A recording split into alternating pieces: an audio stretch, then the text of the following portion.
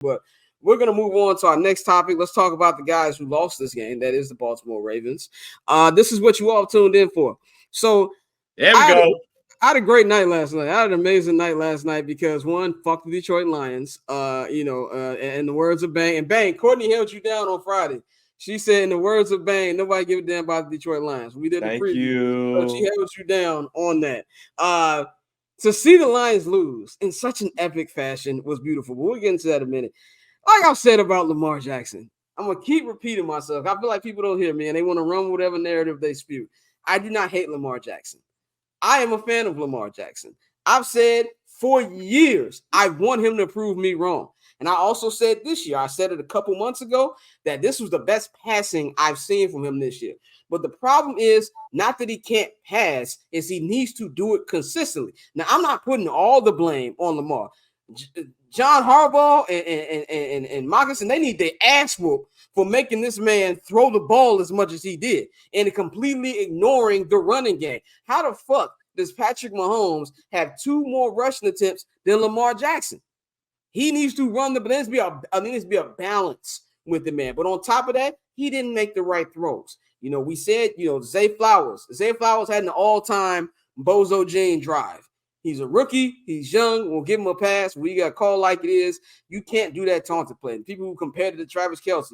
When Travis Kelce spun the ball and walked off. You can't push a nigga down, stare at him, then spin the ball in front of him. Like, you're going to get a penalty, bro. You can't do that. And then the flying, he could have just went down to the 1-yard line and they could have ran that bitch in. And so that's, part, rookie awareness, wanting to be all in the videos, but also great play by Snead. But it could have been a better throw by Lamar. There was too many drives. But the defense did their part. Roquan, that defense, they were excellent. Anytime you can hold a Patrick Mahomes-led team to 0 points in 30 minutes of football, you did a great job. Patrick Mahomes only had 1 touchdown. For what you try to contain Mahomes, he did a good job. But you can't be not scoring points, bro. You got to take advantage of this. And my whole thing is this. We have to be honest. You can like who your favorite quarterbacks are, but you also got to keep it a buck. Like, I love Kobe Bryant to death. I cried like a bitch when Kobe died. But I know that the first 3 championships, Shaq was the main nigga. And that's not a disrespect to Kobe because Kobe went and got it later on. You know what I'm saying? But we got to keep it real about our favorite players. Do I think that, that Lamar Jackson is an elite quarterback? No, he's an elite quarterback. Of course, we got Deion Sanders once said that people get in the Hall of Fame, but there's floors on the Hall of Fame.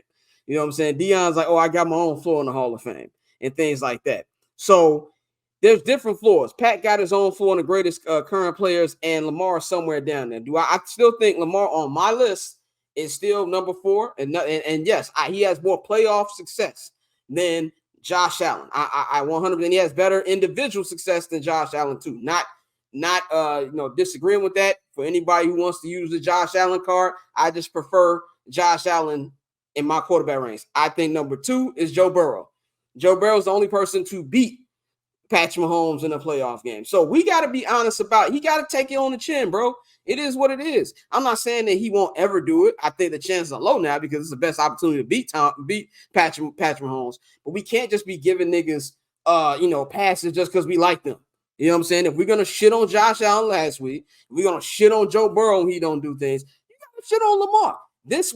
He has to shoulder most of the blame because if they'd have won that game, despite that pick he threw it in, all we heard about Lamar, he's the only one who can get close to Pat. It can't be. Which way is it going to be, man? Is it Uchiwali or is it one Mike?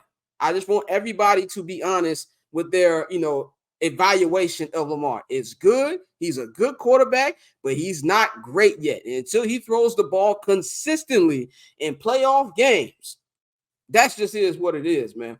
I'm gonna go to Dante first, man. What do you feel about Lamar's performance and just how the Ravens let him down a little bit too?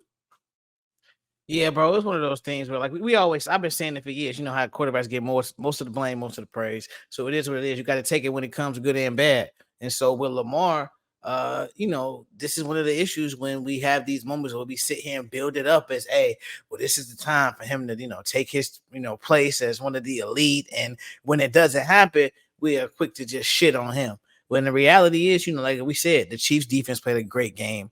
There were mistakes made between Baltimore just abandoning the run as a whole, which, really didn't make a lot of sense, of just abandoning, and especially with Lamar, because there were so many moments you saw him, patting it in the pocket, just waiting, trying to make a play down the field. And when those plays weren't there, because like you said, their secondary did such a great job, it was nothing he could do.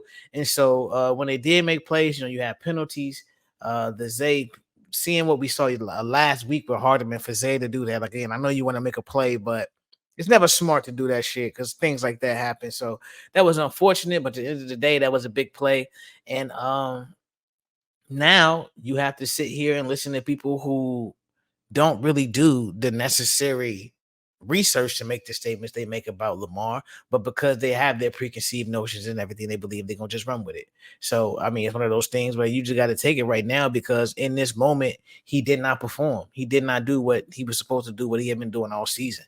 If he had a game like he had a few weeks ago where he had, I want to say, 159 yards passing and 2 touchdowns, he ran for 100 yards and had 2 touchdowns, nobody would have said anything because the production is there. But when you have this type of game, and then now it's just question mark, question mark, question mark, can he do it? We always do this with great players until they get over that mountaintop. So, to the territory. Yeah, he at this point, you can't make excuses. You just got to wear it. Like, we lost. They didn't do enough. They got to come back next year and try to get it done. Yeah, there was a time when Michael Jordan was just looked at as a scorer. Oh, he can't lead a team. Peter Vesey was the original Skip Bayless. People, there was a lot of takes about Michael Jordan. Even the 10 years that Brady didn't win a championship. Oh, was Brady ever that good? He was carried by the defense. Even now, we acting like Bill Belichick wasn't a great coach because Tom Brady won in Tampa. My question to you, Bang, one, about Lamar, his performance. And two, do you feel like, I feel like this is something I heard on Rich Eisen, not Rich Eisen, it was Lebatard. Shout out to Jamel Hill brought this. Do you feel like the coaching staff or the Ravens wanted to make a point to try to beat narratives, tell y'all, oh, Lamar can't throw the ball when we need him to? Nah, I don't think they did that. Nah, I don't want to go that far. Yeah, shouts out to Peter Spawn Kemp, that's a throwback. Yeah, as far as Lamar's performance, it was for where we at right now, his career was unacceptable. And it's hard for me to say that because I'm a Lamar Jackson fan. But when you look at how people view the quarterback position and everything, I don't think there's no person that's going to tell you that Lamar Jackson is not a great quarterback. But when you say sometimes great quarterbacks don't win Super Bowls because of why they are great, somebody's going to say that about Lamar Jackson. I talked about Dan Marino earlier in this show, how Dan Marino is my favorite quarterback of all time. But Dan Marino didn't have a running back to save his life. Yeah, can't nobody name a running back that he had in his prime. You can name the wide receivers: Mark Clayton, Mark Duper, O.J. McDuffie, Keith Jackson. You can name them, but you can't name a running back. And if he had a better running game, he probably would have been in a different situation. But Dan Marino is a pocket quarterback, sling, deep ball, all that stuff. Lamar Jackson is not that person. So when you game plan against somebody like him and in the playoffs, it's game planning to a different level. Lamar Jackson is going to have to beat you in order for you to win. And that's just not going to happen right now. And that's the disappointing part of this, because he's going to win MVP. And then he's going to win his second MVP.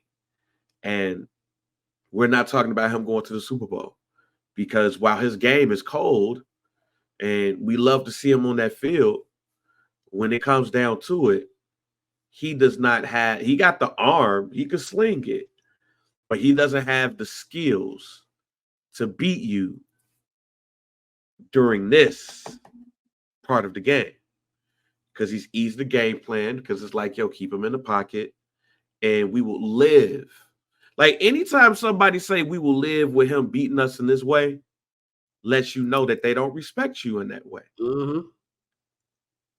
And Yep. that's what, and as great as Lamar Jackson is, they don't respect him enough to throw his team on his back and throw the ball where it needs to be. And he knows that too.